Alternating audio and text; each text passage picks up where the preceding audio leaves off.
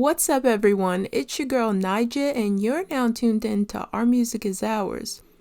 Today, I'm going to be giving you my thoughts on Ariana Grande's Positions from the standpoint of a casual listener. But before we get into the review, I'm going to give you a little bit of context on Ariana. Ariana Grande is a pop singer-songwriter who began her professional career in the Broadway musical 13.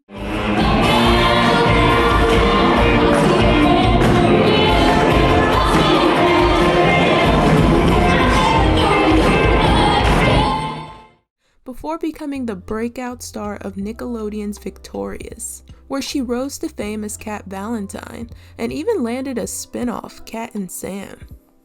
Little did everyone know that she was just strategically playing a position.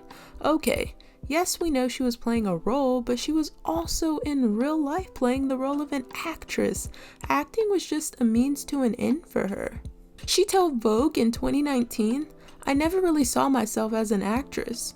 But when I started talking about wanting to make R&B music at 14, they were like, what the heck would you sing about? This is never gonna work. You should audition for some TV shows and build yourself a platform and get yourself out there because you're funny and cute, and you should do that until you're old enough to make the music you want to make." So I did that. I booked that TV show, and then I was like, okay, now can I make music?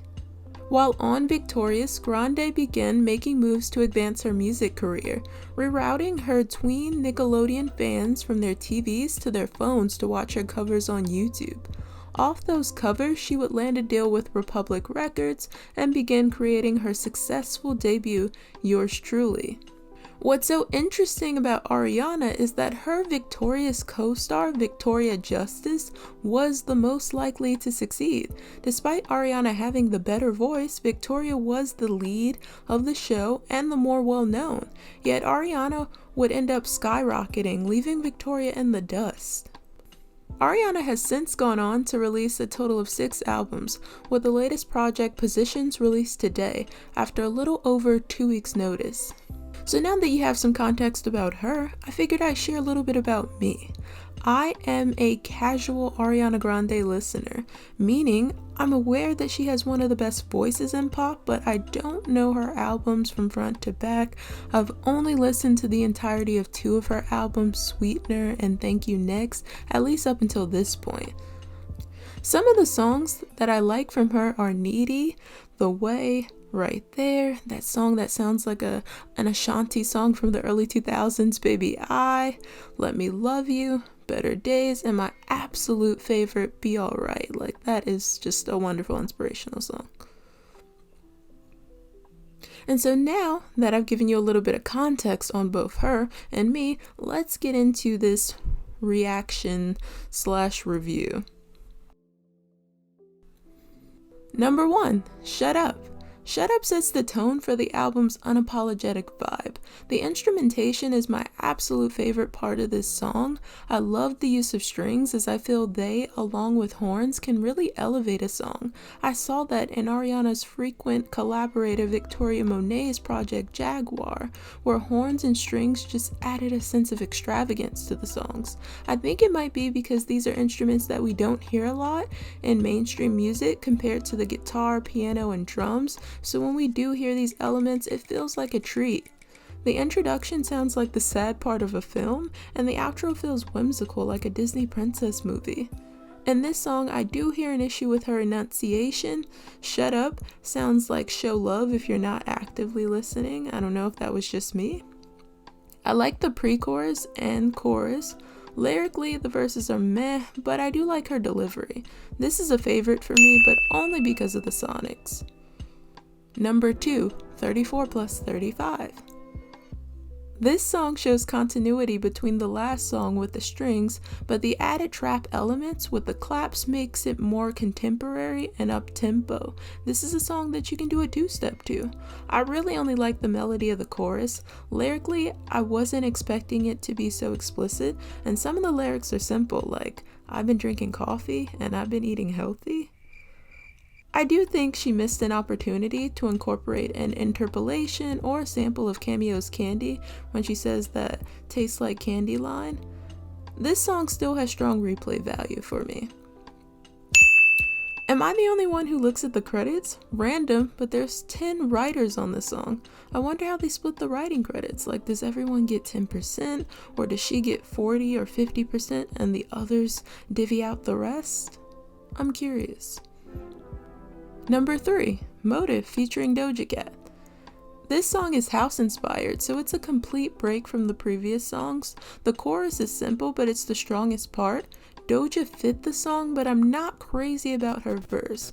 I honestly can't say that she killed it. If it had to be another rapper, I think Azalea Banks could have killed it and added some authenticity to the track. I also think a Sam Smith or even like OG house artists like Crystal Waters or CeCe Peniston could have been a cool touch. Number 4, Just Like Magic.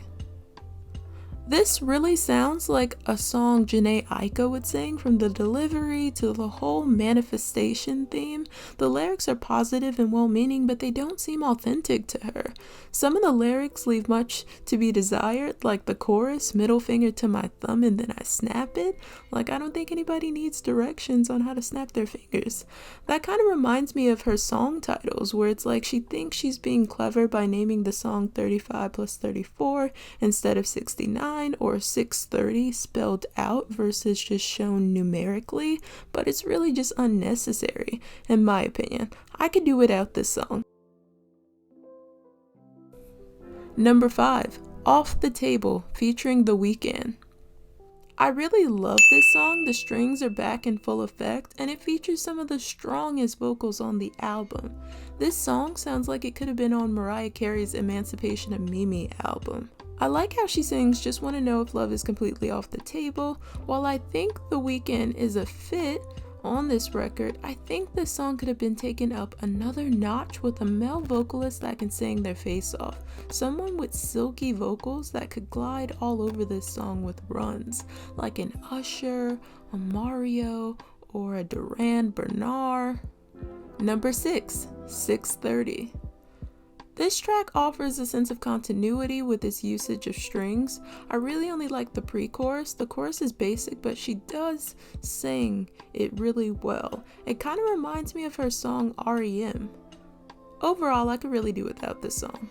Number 7, Safety Net featuring Dolla. This is one of my favorites on the album. I like the beat. It has this open, introspective, almost haunting vibe that I hear a lot in Maxwell's music. I like this song because it's sonically a break from the rest of the album. Dolla held his weight. I think it's intriguing how he's on everyone's records as of late. He's on Brandy's No Tomorrow remix and SZA's hit Different. I'm not mad at him being everywhere because it's long overdue for him. People don't realize that Ty has been in the business since the early 90s. He used to be in Marcus Houston's group Immature's band as their pianist. Number 8, My Hair. This is a favorite, although the title had me skeptical. The title made me think of songs like Don't Touch My Hair from Solange or I Am Not My Hair by India Arie, which are serious songs. So I was curious to see how she was going to be broaching this topic. Moving on, the initial chords sound like the beginning of another song I've heard. The track has a very 90s or early 2000s R&B neo-soul vibe. The tempo reminds me of Musiq Soulchild's Just Friends. Ariana's delivery and phrasing reminds me of Jill Scott. The whistle vocals at the end is a nice touch. Number 9, Nasty. It sounds like something I've heard before. The beat sounds very Bryson Tiller-ish with the muffled vocals. I really like the chorus. This is another favorite off the album. Number 10, West Side. The percussion and crickets give it a 90s New York hip-hop song. This song is just okay to me. I don't hate the song, but I don't love it either. Number 11, Love Language. She brings back the orchestra elements on this record. It sounds both new and old in a good way. I love the chorus and how she sings it. It sounds like a song from Sweetener. Number 12, Positions.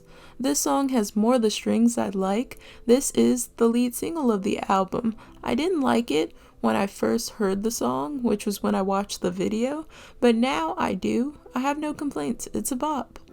Number 13, Obvious. It sounds like something we've heard before, kind of like her song The Way. Number 14, POV. This is one of the few lyrically strong tracks. The bridge is really good. The song is very similar to Mariah Carey, but vocal and delivery wise, I like this record.